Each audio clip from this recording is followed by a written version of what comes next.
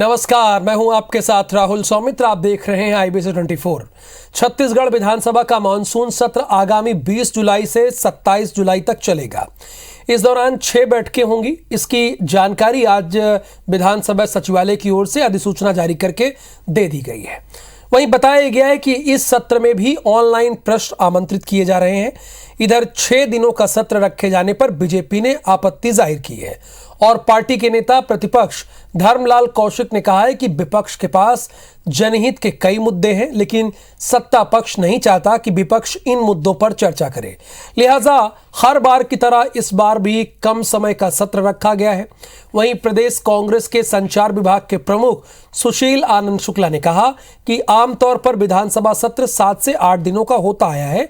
ऐसे में बीजेपी का ये आरोप ठीक नहीं है। यदि बीजेपी चाहे तो मौजूदा सत्र के दिनों में ही प्रदेश हित के मुद्दे उठा सकती है। माफियाओं के द्वारा जमीन का, रेत का और जिस प्रकार से अवैध तस्करी, गांजों का, नशे का कारोबार का, इन सारे मुद्दे उठने चाहिए और उसके लिए पर्याप्त अवसर चाहिए। लेकिन ये सरकार जानबूझकर के सत्र छोटा बुलाती है, जाके जनहित के मुद्दे पे चर्चा न हो और ये सदन से भागना चाहती है। 7 दिन से लेकर 10 दिन के बीच की धरती थी। इस बार भी 7 दिन का मानसून सत्र है, तो मैं नहीं समझता हूँ छोटा है। यदि विपक्ष चाहे तो विधानसभा के एक एक कार्यविधि का सही ढंग से सदुपयोग करे, जनहित के मुद्दे उठाए और वहाँ पे बेवजह शोर शराबा हो हल्ला न करे, तो इतना सत्र राज्य की समस्याओं के विमर्श के लिए पर्याप्त है। पिछले 3 दिनों से रद्द, बल्कि 3 महीनों से, पिछले 3 महीनों से रद्द ट्रेनों की मार झेल रहे छत्तीसगढ़ के रेल यात्रियों की मुश्किलें एक बार और बढ़ गई हैं। पहले से रद्द चल रही 35 ट्रेनों को फिर से 15 दिनों के लिए रद्द कर दिया गया। अब ये ट्रेनें 9 जुलाई तक रद्द रहेंगी। इनमें 22 ट्रेन लंबी दूरी की एक्सप्रेस ट्रेन है, जबकि 12 ट्रेनें लोकल हैं जो रायपुर से गोंदिया, डोंगरगढ़, रायगढ़, झारसुगड़ा के बीच चलती है। 27 मार्च से ये ट्रेनें कैंसिल चल रही हैं। 25 मई को जारी आदेश के मुताबिक ये ट्रेनें 24 जून तक रद्द रहनी थी। उम्मीद की जा रही थी कि मानसून शुरू होने के साथ देश भर में ऊर्जा की मांग कम होगी, जिससे मालगाड़ी का दबाव कम होता है और यात्री ट्रेन बहाल होने के रास्ते खुलेंगे। लेकिन प्रदेश के लाखों ट्रेन यात्रियों की उम्मीदों पर पानी फिर गया। रेलवे ने इसे 15 दिनों के लिए और रद्द कर दिया। बीते 3-4 दिनों से चिप्स का सर्वर धीमा होने के कारण छत्तीसगढ़ के ई पोर्टल का काम प्रदेश भर में लगभग पूरी तरह से ठप है, जिसकी वजह से जन्म प्रमाण पत्र, मृत्यु प्रमाण पत्र, जाति मूल निवास जैसे प्रमाण पत्र बनाने वाले शासकीय लोक सेवा केंद्र और चॉइस सेंटर्स का काम बहुत धीमी रफ्तार से हो रहा है। एक आवेदन के लिए लोक सेवा केंद्र में ऑपरेटर्स को लगभग 5 से 7 दस्तावेज अपलोड करना होता है, लेकिन सर्वर स्लो होने के कारण एक दस्तावेज अपलोड होने में लगभग 45 मिनट से 1 घंटा तक लग जा रहा है, जिसके कारण आवेदकों को घंटों इंतजार करना पड़ रहा है। ऐसे में आवेदक सेंटर से लौट भी रहे हैं। पहले जहां एक चॉइस सेंटर में लगभग 35 से 40 आवेदन अपलोड होते थे, अभी हालत यह है कि दिन भर में केवल 4 से 5 अपलोड हो पा रहे हैं। लोक सेवा केंद्र के प्रभारी अधिकारी के मुताबिक परेशानी को लेकर चिप्स के CEO को पत्र लिखा गया है ताकि सुधार जल्द से जल्द हो। एक तो जाति प्रमाण पत्र के लिए बहुत ज़रूरत है, लेकिन चल नहीं पा रहा है। लड़की का मेरे को BSc नर्सिंग में देना है, फिर भी मैं दे नहीं पा रही हूँ। मैं स्कॉलरशिप के लिए मुझे डेट चेंज करवानी आई थी। सर्वर डाउन है, इसलिए डेट चेंज नहीं हुआ है। सर्वर डाउन है, इसलिए नहीं हो पा रहा है। बस आय प्रमाण पत्र बनवाए के लिए सर्वर डाउन है, एकर कारण से अभी नहीं बन पावा। कहा 2-3 दिन टाइम लगी कहा थे। सर्वर स्लो होने की जानकारी हमको प्राप्त हुई थी। SDM लोग भी बताए हैं, कॉमन सर्विस सेंटर से लोग बताए हैं और सुधार कार्रवाई होने के कारण स्लो होना बताया है और शीघ्र ही उन्होंने बताया है कि शीघ्र ही हम इसको निराकरण कर लेंगे। सरगुजा में किसानी का काम युद्ध स्तर पर शुरू होने के साथ किसानों की परेशानी बढ़ गई है। इसका सबसे बड़ा कारण है कि भुइया ऐप, ये ऐप 1 हफ्ते से ठप पड़ा है। ऐसे में यहां ना तो जमीन के रिकॉर्ड मिल पा रहे हैं और ना ही OTP राजस्व कर्मचारियों को उपलब्ध हो पा रही है।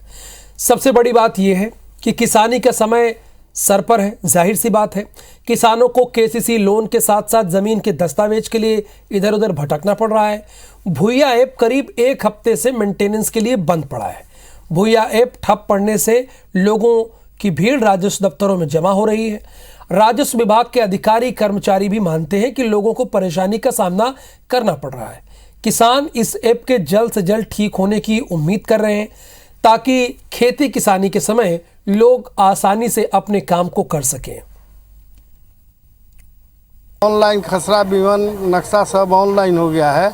अगर भूया एक दिन के लिए भी बंद होता है तो आम किसान भारी परेशानी में है। और आज हमको लगता है कि हफ्तों से ऊपर भूया बंद है, किसान भटक रहा है। भूया ऐप नहीं खुलने की वजह से बड़ा परेशानी का सामना करना पड़ रहा है और ऑफलाइन कहीं पटवारी का लिखा हुआ चल नहीं रहा है, तो इसको तुरंत व्यवस्थित करना चाहिए। में अभी थोड़ा से परेशानी जा रहा है क्योंकि उसमें अभी OTP अन्य कार्य या तो खुल ही नहीं रहा है उसमें, और लोगों को B1 नक्शा खसरा नहीं मिल पा रहा है ऑनलाइन। आर्थिक तंगी से जूझ रहे अंबिकापुर नगर निगम में छोटे व्यापारियों से टैक्स वसूली में जमकर गड़बड़ी की जा रही है। आपको बताते हैं कैसे ये लोग कर रहे हैं। निगम को हर महीने करीब 2 लाख और साल में 24 लाख का चूना लगाया जा रहा है और निगम प्रशासन चुप्पी साधे बैठा है।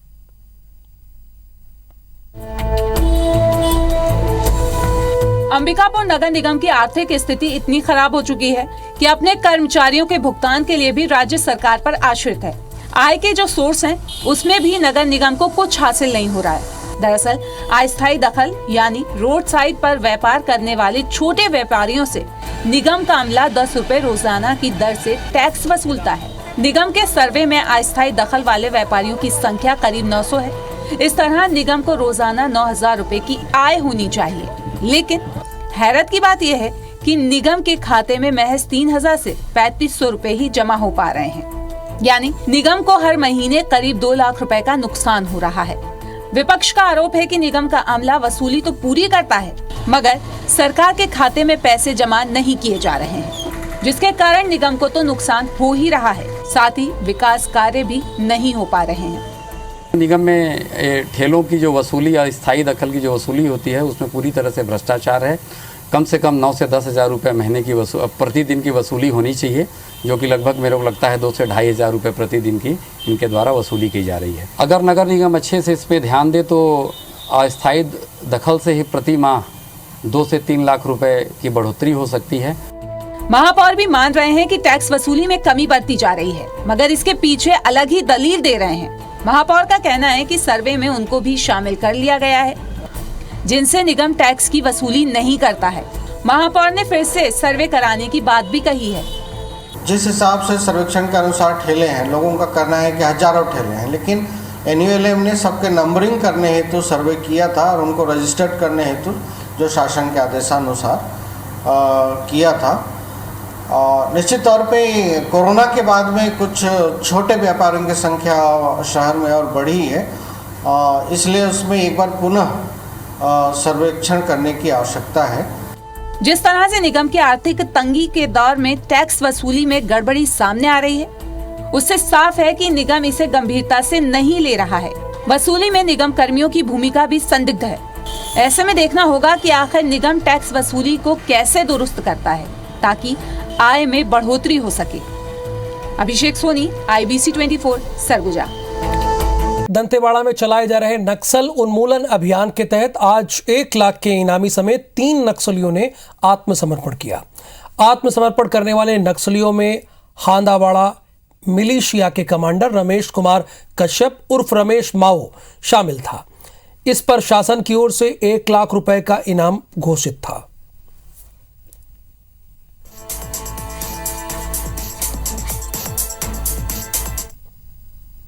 रायपुर पुलिस ने चंगोरा भाठा इलाके में हुई गुंडा बदमाश राजा ठाकुर की हत्या के 3 आरोपियों को गिरफ्तार किया।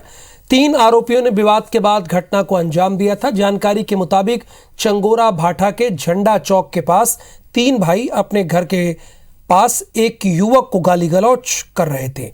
इसी बीच मोहल्ले के ही राजा ठाकुर और सुनील साहू में किसी बात को लेकर विवाद हो गया और उसके बाद ये स्थिति बनाई। ये दुर्गेश नाम के युवक के साथ इनका वाद विवाद हो रहा था। इसी बीच में उसी मोहल्ले के राजा ठाकुर और सुनील साहू भी वहां पे पहुंचे और इन्होंने बीच बचाव का जब प्रयास किया तो तीनों भाइयों ने राजा ठाकुर को लाठी डंडा से और हाथ मुक्का से मारपीट की। उसको चोटें, गंभीर चोटें आई थी। अस्पताल इलाज के लिए रवाना किया गया था। अस्पताल में मृत घोषित किया गया। इसमें हत्या का अपराध पंजीबद्ध किया गया है डीडी नगर थाना क्षेत्र में और तीनों आरोपियों को गिरफ्तार भी कर लिया गया। छत्तीसगढ़ के जांजगीर चांपा में 60 फीट गहरे बोरवेल में गिरकर घायल राहुल साहू अब धीरे धीरे ठीक हो रहा है। वो अपने पैरों से चलने लगा है। उसके ब्लड का जो इन्फेक्शन था वो अब पूरी तरह से खत्म हो रहा है और सारी रिपोर्ट नॉर्मल आई है। माना यह जा रहा है कि राहुल को 2-3 दिनों में डिस्चार्ज कर दिया जाएगा, जिसके बाद वो अपने घर वापस जा पाएगा। पिछले 8 दिन से राहुल की लगातार फिजियोथेरेपी हो रही है, जिससे वो चल पा रहा है। फिजियोथेरेपी के टेक्निक के साथ साथ हम उसके फर्स्ट टाइम प्रॉपर सीटिंग लिए। प्रॉपर सीटिंग के बाद देखे कि मतलब प्रॉपर सीटिंग में वो कोऑपरेट कर रहा है। उसके बाद हम धीरे से हमको हाई सीटिंग लिए। उसके बाद आउट ऑफ बेड किए। उसके बाद गेट ट्रेनिंग स्टार्ट की। गेट ट्रेनिंग, वॉकिंग ट्रेनिंग हम स्टार्ट किए। और इस बुलेटिन में फिलहाल के लिए इतना ही। आगे देखिए रात 10 बजे मेरे साथ।